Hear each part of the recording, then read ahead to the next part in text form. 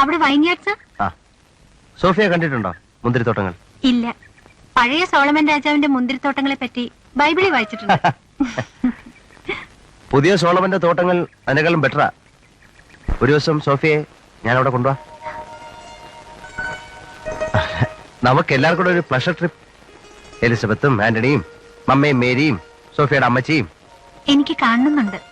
എങ്കിൽ കൊണ്ടുപോണ കാര്യം ഞാൻ ഏറ്റു. ശലമോന്റെ സോങ് ഓഫ് സോങ്സിൽ പറയുന്ന പോലെ നമുക്ക് ഗ്രാമങ്ങളിൽ ചെന്ന് രാപ്പാർക്കാം.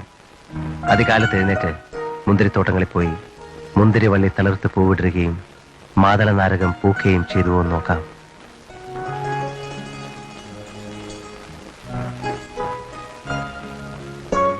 അതിന്റെ അടുത്ത ലൈൻ എന്താണെന്നറിയാം? ഉം.